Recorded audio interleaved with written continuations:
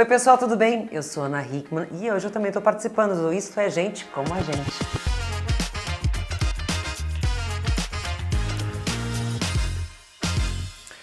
Eu, quando vim para São Paulo, comecei a modelar, eu tinha 15 anos de idade, mas por incrível que pareça, eu não tinha o sonho de ser modelo. E foi uma oportunidade que aconteceu na minha vida, mas tinha uma coisa que eu tinha certeza dentro de mim que era uma necessidade, um desejo de futuro, que era ser independente financeiramente. Eu queria ajudar em casa, pagar as contas, eu queria trabalhar. Só que como eu tinha 14, 15 anos, a minha mãe sempre falava assim, não, você não tem que trabalhar, você me ajuda em casa e estuda, ponto. Essa é a sua responsabilidade. Os meus pais são separados, meu pai já faleceu, tem alguns anos. Minha mãe, eles se divorciaram quando eu tinha, tentaram se divorciar quando eu tinha 9 anos. Aos 10, entre 10 e 11 anos, realmente rolou o divórcio e minha mãe passou a cuidar da gente. E eu, como filha mais velha, me sentia na responsabilidade de ter que ajudar em casa. Só que minha mãe, assim, ela era muito cuidadosa com a gente. Ela falou assim, não, em casa a criança pode ajudar com as tarefas domésticas, mas a responsabilidade principal são os estudos. Mas aí eu, como sempre, eu sempre tive uma inquietude dentro de mim, eu sempre fui buscando as coisas. Aos 15 anos eu comecei a participar de alguns concursos de beleza, porque as minhas amigas e colegas do colégio falaram, não, você é bonita, você vai ser Miss. E dali rolou a chance de vir para São Paulo para conhecer uma agência. E nessa viagem eu tive o convite para assinar um contrato com um valor mensal, que eu liguei para casa e falei, mãe, pronto, resolvi os nossos problemas, vou trabalhar e vou pagar as contas. E foi assim que tudo começou. Então, falar quem incentivou, eu acho que primeiro foi o desejo de fazer algo para poder ajudar em casa e depois quem me apoiou com a minha decisão maluca foi a minha mãe. Foi a primeira pessoa que olhou para mim e falou assim, minha filha, vá, faça o que você acha que você tem que fazer. Se por acaso não der certo, não tem problema, você tem uma casa para voltar. Não, assédio não. Eu, graças a Deus, eu tive, assim, eu falo que para muitas coisas eu tive sorte. Sorte pelas pessoas que me cercavam, pela agência, pelo meu booker, pelos colegas de trabalho. Então, assim, não rolava o tipo de assédio como eu já ouvi de tantos relatos. A questão de você fazer parte dessa lista, no meu ponto de vista, pelo menos para mim, foi dessa forma. Era muito importante enquanto profissional. Você tá na capa de revistas, por exemplo, de uma JQ Itália, você tá no ranking ali das 100 mulheres e tá nas top 5. É espetacular, né? Você tava ao lado de Mônica Bellucci, de várias mulheres que eram muito conhecidas, não por conta do mercado da moda, mas ou pelo cinema ou pela música, que eram concorrências muito maiores. Então, estar ali junto foi super importante. Aqui no Brasil é a mesma coisa. Tivemos vários rankings aí onde eu participei, onde eu fiquei em primeiro lugar diversas vezes, entre as top 3, top 5. Então, essas coisas, quando aconteciam, para mim sempre foram momentos importantes para me dar qualificação aonde eu me posicionava enquanto modelo, enquanto celebridade. Hoje celebridade, na época só como modelo. Eu acho que a rivalidade acontece mais hoje, nos dias de hoje, do que antigamente. Pelo menos a minha geração, quando estava no Brasil, todo mundo compete, isso é fato, porque todo mundo quer aquele trabalho. E muitas vezes o número de vagas é extremamente limitado. Você tem uma capa de revista para fazer, você tem um rosto para ser daquele cosmético ou perfume.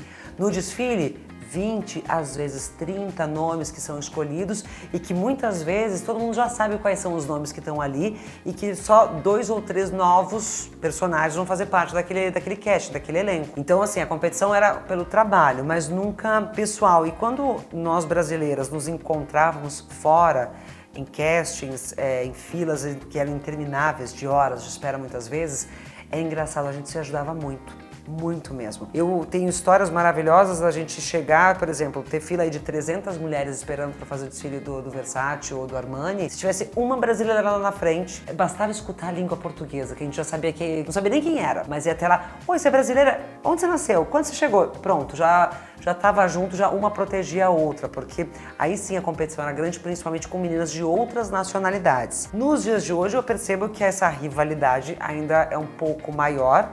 De novo, eu tive muitas meninas que eu conheci, que fizeram parte da minha história, como a Adriana Lima, a Alessandra Ambrosio, gente, éramos todas meninas. A Raquel Zimmermann, a Carol, eu peguei pouco, ela é mais da geração da minha irmã, que veio depois. Teve a Fernanda Tavares, nossa, quantas histórias eu tenho com a Fê, com a mãe dela também. também. Quantas coisas incríveis que a gente viveu junto. Então, a gente tinha uma história mais de amizade mesmo e não de rivalidade. A rivalidade, ela ficava por conta do trabalho. E eu não posso usar a palavra rivalidade, mas era a concorrência que você tem, porque todo mundo quer estar naquele lugar, todo mundo quer chegar ao topo, que todo mundo quer conseguir aquela posição. Mas eu acho que, fora isso, não tinha nada de ruim. Pelo menos eu não experimentei dessa forma.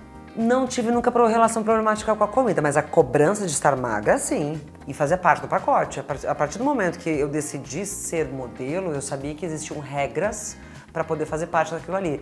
Mesmo eu tendo 1,80m e 1,85m, eu precisava ter o mesmo quadril de uma menina de 1,75m. Então você faz a conta de você conseguir.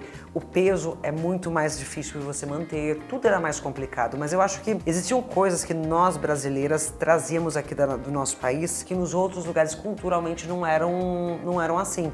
Exemplo. O Brasil é conhecido como o país das pessoas que gostarem de cuidar, de praticar exercício físico, de esporte. Eu era uma pessoa que eu ia na academia todos os dias. Eu, ao invés de pegar o ônibus ou metrô, eu andava para todos os lados. Primeiro por questões financeiras, que eu tinha que economizar. E depois porque, já que eu tenho que estar magra, qual que é o melhor jeito? Andando, gastando caloria e fazendo isso. Então, a gente buscava formas de se manter magra, sim. Fiz algumas loucuras? Com certeza. Quem nunca? Quem nunca tentou? Ainda mais você, menina, sem experiência alguma e muitas vezes sem acompanhamento. Mas eu, graças a Deus, eu nunca tive problema com relação à comida. Nunca, pelo contrário, gente, eu sempre gostei de comer. Até hoje, eu ainda adoro. Graças a Deus, uma das coisas mais gostosas da vida é poder comer bem. Mas ali eu sabia que fazia parte do pacote. Que era legal? Não era. Ser cobrado, e principalmente você chegar num cast e a pessoa olhar você muito magra já. Eu olhar e falar assim, 2 centímetros a mais no quadril. Tá gorda, não vai trabalhar. E outro dia eu contei isso pro Edu. Ele falou, não é possível que era desse jeito. Eu falei, o quê? Era 1, 2, 3, 4, 5 vezes no dia. Então assim, era muito difícil se manter bem equilibrada, tanto aqui na parte emocional, quanto no trabalho, com tudo. Porque imagina, você aos 15, 16, 17 anos trabalhando, competindo com várias outras meninas, se cobrando o tempo todo pra manter aquele peso, aí indo pra um país diferente, onde você não fala a língua, você tá longe da sua família, então são muitas adversidades pra você conseguir enfrentar. Mas eu acho que aquilo que eu trouxe da minha casa, da minha vivência com a minha mãe, com os meus avós, me fez ter estabilidade emocional e força para dar continuidade e nunca cair nesse tipo de armadilha. A minha vida sempre foi feita de desafios. Eu não desisti jamais. Eu já pensei em desistir de ser modelo. E isso já passou pela minha cabeça no passado, porque ser modelo é uma profissão que você não sabe se no final do mês você vai ter dinheiro para pagar a sua conta do aluguel. Você tá ali como freelancer para tudo. Tem meses muito bons e meses que são péssimos. E aí aconteciam momentos que você passava ali de 3, 4, 5 meses sem trabalhar e a grana ia ficando curta, você fala assim, meu Deus, o que eu vou fazer? E eu sempre tive essa consciência de o que eu ganho hoje tem que dar para pagar o aluguel no final do mês, eu preciso me manter, tem que guardar, tem que saber como lidar com aquilo. Então, existiram momentos sim como modelo, mas enquanto comunicadora e apresentadora, não, pelo contrário. Foi muito difícil quando eu comecei pelas cobranças, mas eu já sabia que seria assim, até porque eu vinha de um mercado que não tinha plantado uma história muito legal na televisão e na comunicação. E eu sabia que eu não podia errar, mas eu sempre fui uma pessoa movida por desafio, eu sempre gostei de ser desafiada. Me diga alguma coisa que fala assim, você não consegue fazer isso. Eu vou provar pra você que eu consigo. Mesmo eu não querendo, mas eu vou dar um jeito, eu vou aprender, vou fazer, posso não ser a melhor, mas eu sei que eu vou mostrar pra você, eu sou capaz. Isso é uma das coisas que eu acho que hoje eu carrego muito forte comigo. Por mais que alguém te fale, você não consegue, você não sabe, você não aprendeu, você não estudou, beleza, mas eu tenho a chance de aprender. Então isso faz a diferença. Quando eu entrei na televisão, foi uma decisão minha, porque eu me preocupava já com o tempo de vida do meu trabalho como modelo, porque eu sabia que ia acabar muito cedo, e eu queria algo que fosse mais longevo, que eu pudesse pensar em um futuro. Então, eu enxergava a televisão como uma possibilidade de carreira longeva. Ainda não sabia se seria como comunicadora ou como atriz.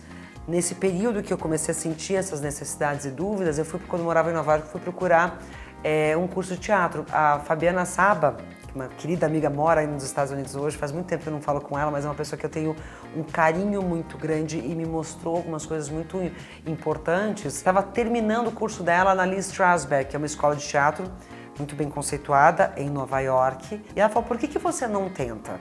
Eu falei, por que não? Fui, me inscrevi, fiz os testes, passei. E aí eu ia começar, e foi quando eu vim pro Brasil, para uma São Paulo Fashion Week.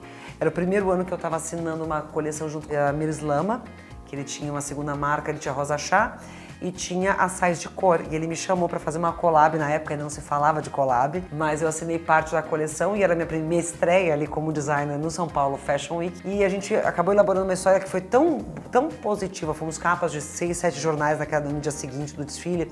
Foi muito bom. Por conta disso, eu recebi uma ligação, que foi do Paulo Henrique Amorim, me chamando para uma conversa, me contando sobre o projeto do programa Tudo a Ver, onde ele tinha um espaço para uma colunista de moda, para poder falar a respeito e trazer moda popular. E ele falou, eu já vi você falando, eu gosto do seu jeito de falar em entrevistas, e eu queria muito que você viesse. E foi aonde deu aquele estalo e falou assim, aqui eu posso experimentar. Se der certo eu fico, se não, eu volto da onde eu saí. Não fechei as portas em Nova York, foi no ano de 2004. E aí eu fiquei nessa ponte aérea São Paulo-Nova York durante um ano todinho. Quase fiquei doida. Eu voava mais do que aeromoça. Comissária de bordo, não tinha o tempo de voo que eu tive naquele ano. Eu às vezes tinha momentos que eu trabalhava durante o dia lá, pegava o voo à noite, chegava aqui, gravava, entrava no ao vivo e à noite voltava. Porque eu entrava segunda, quarta e sexta no programa ao vivo. Terças e quintas eu estava em algum outro lugar, fazendo alguma outra coisa, no sábado e domingo também. Essa foi meu primeiro ano de vida na televisão. E aí o Paulo um dia olhou pra mim e falou assim, menina, você vai ter que escolher, ou lá ou cá, não dá pra fazer as duas coisas. Você quer ser apresentadora, você quer? Então seja primeiro uma boa repórter. E aí foi o dia que eu falei, quer saber? Vou fechar as portas e vou vir embora. Me condenaram muito por isso. A agência falou, você tá louca, você tá trabalhando em Victoria's Secret, fazendo isso, fazendo aquilo. Eu falei, eu quero sair daqui no auge, não quando eu estiver enterrada. Eu não quero que aconteça comigo como aconteceu com várias meninas. A partir do momento que o mercado decide, não, você tá velha, você não serve mais, você passou, ou você já não tá mais na moda, você já não é mais fashion, te jogam fora. Isso eu não queria que acontecesse comigo. Eu falei, quem vai escolher sou eu. E foi o que eu fiz, eu escolhi. Escolhi vir pro Brasil. Aí caí de cabeça na televisão e junto com isso dei continuidade num outro projeto que era a minha marca, que eu comecei em 2002, 2 anos antes da televisão. Foram coisas que foram acontecendo e aí veio a TV, foi um baita de um desafio, foi difícil, apanhei muito. Como repórter, um pouco, mas quando eu fui em 2005, comecei meu trabalho como apresentadora no Hoje em Dia, programa que completou esse ano 19 anos de história, ali sim, ali foi difícil, foi bem duro. Mas tem tempo, foi antes de eu assinar com a Record, isso tem mais de 20 anos. Sabe que coisas da vida que você coloca, às vezes você fala assim, tem duas coisas maravilhosas na sua frente, você fala, pra onde é que eu vou? Juro pra você, foi na mesma semana, do mesmo jeito, uma do Jaime, outra do Paulo. E agora? Uma eu comecei a estudar, a outra eu não faço ideia como isso acontece, mas por incrível que pareça, ali teve alguma coisa dentro de mim que falou assim, não, eu acho que é mais a sua praia onde você vai se encontrar. E ainda bem que eu tomei essa decisão. Por quê? Primeiro, com quem que eu ia contracenar, gente? Com 1,85 m. Se na televisão o povo no começo da minha carreira queria cortar meu salto. A comunicação era algo que realmente era parte de mim. Como atriz, pode ser que teria dado certo, sim. Não sei, eu teria que experimentar, mas eu acho que como comunicadora, sem sombra de dúvidas, estava escrito que era meu espaço onde eu deveria estar. Não, eu não iria. Eu não iria porque, por tantos motivos, eu acho que, primeiro que para você atuar, eu não digo que com comunicação você não tem que estudar, mas é diferente, a entrega é outra. Eu acho que eu não teria a sabedoria, a capacidade para interpretar alguém que não sou eu mesma, me comunicar sendo um outro personagem. Eu amo televisão, eu amo assistir filme, adoro série, adoro. E acho incrível o trabalho dos atores. Mas eu, Ana, não teria essa capacidade, eu acho que eu não teria esse dom, esse talento. Eu acho que eu sou muito mais de pegar e sentar como a gente tá fazendo agora, conversar, entrevistar. Eu amo conhecer as pessoas, eu adoro tirar das pessoas aquilo que elas ainda não contaram, é bom demais. Hoje, trabalhar como repórter é muito mais, pra mim, mexe muito mais comigo, com vontade de querer fazer do que realmente atuar. Então, se eu tivesse o convite para atuar, nossa, teria que ser algo assim muito pontual e provavelmente assim, ainda mesmo assim ainda pensaria a respeito. Exemplo, gente, eu não teria capacidade de dar um beijo técnico. Que história é essa de dar beijo? Essa história de beijo técnico, eu já falei, minhas amigas vão brigar comigo. Não acredito em beijo técnico. E eu sou dessas, eu não acredito. A Tia disse, não tem beijo técnico assim, não tem não. Não tem não. Não, eu não me arrependi. Eu acho que eu queria ter a maturidade que eu tenho hoje para entender algumas coisas que aconteceram na minha vida. Eu posso dizer que eu faço parte de uma estatística. O que aconteceu com a minha mãe, infelizmente, também aconteceu comigo. Às vezes eu paro para pensar e falo assim, Por quê? O porquê eu não vou ter essa resposta nunca, mas eu acho que aquilo que eu vivi lá atrás e como menina, as decisões que eu tive que tomar muito jovem, de uma certa forma não foram erradas. Não foram erradas porque eu queria dar continuidade à minha história também, eu queria me libertar de algo, não sabia que estava me prendendo em outra coisa, mas eu escolhi. E eu era uma menina apaixonada. Então, assim, por esse ponto de vista, eu não me condeno e nem digo que eu errei. Lógico que a vida, às vezes a gente vai trilhando algumas coisas e não acontece sempre como a gente sonha, mas a gente tem que viver para poder, enfim, passar por algumas coisas. Mas eu não me arrependo, não. Eu não posso afirmar se moldou ou não. Uma coisa que eu sempre dizia para mim mesma é que eu não ia passar pelo que minha mãe passou. Ironia, né? Algumas coisas são irônicas, mas ao mesmo tempo que eu vi a minha mãe passar por muitas coisas, quando aconteceu comigo, eu consegui enfrentar de forma diferente. E isso eu posso dizer que até ela mesma, com medo de muitas coisas, falou assim, minha filha, não faça isso. E aí teve um dia que eu tive que olhar para ela e falar assim, mãe, eu não posso errar como a senhora errou. A gente fez algumas coisas iguais, mas tem coisas que, se eu não mudar, eu só vou dar continuidade, eu não quero mais isso. Algumas coisas foram iguais, mas outras eu posso dizer que o final da história foi diferente. Ai, gente, assim, hoje eu tô indo pra fazer degustação de uma parte do casamento, juro. Primeiro que eu não pude nunca imaginar que o que tá acontecendo hoje comigo seria possível. Hoje posso dizer que realmente agora eu sei o que significa a palavra amor. Amor de verdade, amor que você encontra com uma pessoa que compartilha as coisas com você, é capaz de deixar de lado muitas coisas pessoais, mesmo com tão pouco tempo de relacionamento, para poder estar ali por você. E não você o tempo todo por todos. Quando o Edu me pediu em casamento, a ideia, a vontade é que acontecesse tudo muito rápido, a cerimônia e tudo mais. E quase foi. Mas aí a gente parou pra pensar um pouco assim, por que a gente tá correndo? Eu tenho essa vontade, eu tenho esse desejo. Ao mesmo tempo, a mesma coisa do lado dele. Mas a gente não quer que isso aconteça de qualquer jeito. A gente não quer que aconteça atropelado. Então a gente quer se dar ao tempo de viver cada detalhe. Nós tínhamos marcado uma data, mas acabamos alterando e não fixamos uma nova data. E aí eu explico o porquê. Não é porque a gente vai correr dessa história não, tá? Não é por isso. Ninguém tá enrolando ninguém não. Mas é porque o lugar onde o casamento vai acontecer ainda não tá pronto. Nós estamos restaurando um lugar, nós escolhemos juntos e vai acontecer pro ano que vem. Só ainda não sei exatamente a data, porque tudo depende de obra, né, gente? Aí as coisas acabam demorando um pouco mais. Mas tá sendo uma delícia, assim, a gente tá curtindo cada detalhe, cada minuto. Eu falei pra ele, eu quero ter tudo aquilo que eu sempre sonhei. Então fizemos um noivado que até ele falou assim, brincando, falou assim, poxa amor, tava tão linda que a gente podia ter casado ali. Eu falei, nem pensar. Tinha padre, tinha pastor, teve toda a nossa família, que pra mim é a coisa mais importante de todas. Eu falei assim, não, eu quero viver cada detalhe e eu quero viver isso com você. Quero que a gente tenha essas experiências juntos. E é engraçado porque eu hoje estou vivendo um grande amor e um amor com um grande amigo, uma pessoa que jamais eu poderia ter imaginado que isso fosse possível acontecer. E veio de uma forma tão forte, tão intensa, que eu falei, poxa, será que realmente é pra ser desse jeito? Às vezes eu fico me perguntando, eu falo assim, é isso mesmo que tá acontecendo? Do mesmo jeito que eu tenho coisas muito difíceis para enfrentar, vem o amor para poder trazer um pouco de conforto, de alívio, sabe quando você respira fundo e fala, que bom que tá desse jeito? Ainda bem. Já falamos a respeito, eu não sou mais uma menina, então eu não posso criar falsas expectativas. Mulher tem a questão do tempo biológico do corpo, então existem coisas que eu preciso entender se o meu corpo vai permitir ou não, se Papai do Céu vai me dar esse presente ou não. Se acontecer, a gente vai ficar muito feliz, muito, muito mesmo. Mas se também não acontecer, tá tudo bem, porque eu tenho um menino maravilhoso, o Alezinho vai completar 11 anos agora em março. Eu sempre falei isso, é meu melhor amigo, meu companheiro de viagem, é quem me dá força todos os dias para acordar cedo, para poder fazer o que eu precisar fazer para enfrentar, enfim, todos os obstáculos e dificuldades. Tá sempre sorrindo.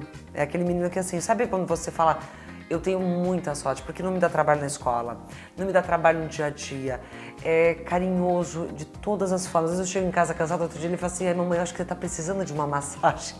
Ele é muito fofo, muito.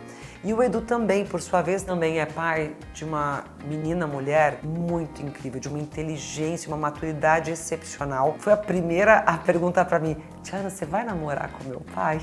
Ela foi muito fofa, muito, me deu um apoio, me apoiou desde o princípio. Pra gente era muito importante isso, saber que os nossos filhos estavam de acordo com a nossa relação e que a partir dali a gente realmente poderia começar uma nova família. E foi o que a gente fez. Estamos construindo uma família. Mas se vier um presente a mais, não posso dizer que vai ser ruim, pelo contrário, a gente vai ficar muito feliz. Eu sou uma mulher como qualquer outra, eu sou dona de casa, gosto de cuidar da minha casa, amo os meus bichos, tenho vários, tenho a verdadeira arca de Noé e que pra onde eu for vai junto comigo, não importa o endereço, o tamanho da minha casa, o lugar onde eu vou viver. Estão sempre junto comigo, quem estiver do meu lado tem que aceitar dessa forma, não vai mudar. Eu sou uma pessoa muito simples, de hábitos. Eu agora tô na fase de decorar o apartamento pro Natal. Então hoje de manhã cedo saí de casa, gente, meu carro tava até a ponta da minha orelha aqui de coisa de Natal. Eu consegui passar no apartamento e deixar pra depois ir pra Record. Então você imagina, faz a conta que horas eu saí hoje de manhã de Tu. Que eu tô no processo de mudança agora, que a gente vai voltar pra morar em São Paulo. Então estamos preparando essa nova etapa e já começando pela decoração de Natal. Todo mundo junto. Todo mundo junto. Eu, Edu, Maria, Lezinho, o Zi, o Rodolfo, o Choio, o Joaquim, todo mundo, a Fanny, todo mundo junto. Primeiro que eu tenho uma vida normal. Quando as pessoas falam, minha vida não é normal, gente, sinto muito, a vida de todo mundo é normal, até porque a gente faz aquilo que a gente escolheu fazer. Tem ônus e bônus, com certeza, mas eu lido muito bem com isso. Hoje eu sei que aquilo que acontece, a abordagem das pessoas, faz parte do pacote e ainda bem que isso existe, porque se não existisse, eu não fosse abordada, as pessoas não pedissem pra tirar foto, não virasse notícia, significaria que o meu trabalho estava sendo feito de forma errada. A minha vida, a minha presença enquanto apresentador ou celebridade seria irrelevante. Aí sim eu deveria ficar incomodado e mudar de profissão. Então, com isso, eu sou muito feliz com a profissão que eu escolhi. Sei que às vezes é complicado algumas coisas, mais complicado para quem tá do nosso lado. Exemplo, meu filho, a minha enteada, minha família, que nem sempre essas pessoas querem aparecer, porque quem tá na frente da televisão, no holofote, na frente da câmera, sou eu. Eu fiz essa escolha, eles não fizeram. Então, são coisas que a gente tem que aprender a dosar em casa para poder trazer esse equilíbrio. Muitas pessoas me perguntam, por que algumas pessoas da sua casa não aparecem mais? Porque eu tenho YouTube, a gente mostra muita coisa. Por questão de escolha. Eu não posso obrigar as pessoas a aparecerem do mesmo jeito que eu apareço. Essa foi uma escolha minha enquanto apresentadora, enquanto youtuber e influenciadora. Mas as pessoas também têm o direito de ter a sua privacidade. E eu sou uma pessoa que respeito muito isso. Então, se eu tivesse que... Eu já tive vontade de, em alguns momentos, ter meu momento de anônima para fazer algumas coisas. Mas aí, eu paro e penso... tudo bem. Vou demorar um pouco mais do que qualquer outra pessoa, mas eu vou lá e faço. Vou no mercado popular, vou ao supermercado, não deixo fazer nada. Eu faço tudo que qualquer pessoa faria, eu também faço. Eu só sou mais caseira nos dias de hoje, porque antigamente eu gostava mais de festa, hoje eu sou mais tranquila. Vou te falar que quando isso aconteceu, foi em 2017, essa história da sala da Ana Hickman. Quando eu escutei a primeira vez, eu fiquei chocada. Eu falei, como assim, gente? Minha sala nem é tão... Não, ela é grande. Aí eu pensei, não, realmente, ela é grande. E foi com uma foto antiga de um ano novo que eu fiz em casa. Na minha sala eu já fiz um bocado de coisa. Já fiz festa de ano novo, já fiz batizado do meu filho, já fiz uma série de celebrações. Então eu montei e desmontei aquilo de várias formas. Mas eu nunca tinha enxergado dessa forma, da forma que todo mundo começou a fazer as comparações. No começo foi um choque, mas 5 minutos depois, eu tava me divertindo junto com todo mundo. Tanto que eu entrei na brincadeira e fui usando como referência para outras coisas. Então assim, virar meme ou virar ponto de referência para alguma coisa ou virar um GIF, que agora eu tenho vários. O meu WhatsApp, as minhas amigas, o pessoal manda muito. Eu acho legal, acho divertido e eu levo isso numa boa. É aquela história, quando você tá na chuva, você vai se molhar. A égua que se destaca vai ser sempre martelada, então faz parte. Eu nunca tive vergonha das coisas que eu tive que passar, enfrentar, ou o que eu vivi. Faz parte da minha história. O que eu nunca quis, e sempre eu deixei claro pra todo mundo, eu nunca quis usar, por exemplo, o meu passado humilde, que eu venho de uma família humilde, do interior e que tá tudo certo. Eu nunca quis usar isso como motivo pra aparecer por alguma coisa. Pelo contrário, eu sempre quis mostrar isso como orgulho da onde eu venho, mas acho que não. Essa não é a primeira vez que me fazem essa pergunta. Na maioria das vezes respondi não mudaria nada, mas eu acho que com a cabeça que eu tenho hoje, com a vivência que eu tenho e principalmente com o conhecimento do ser humano que a gente acaba adquirindo, alguns pontos eu mudaria sim. Prefiro não dizer quais são. Eu mudaria sim algumas coisas se eu pudesse. Se eu tivesse a possibilidade de voltar no tempo, alguns pontos eu mudaria, mas eu não mudaria muito. Se eu transformasse alguma coisa, provavelmente eu não seria quem eu sou hoje, não teria a cabeça que eu tenho hoje, não teria o filho maravilhoso que eu tenho e não teria uma nova história para contar.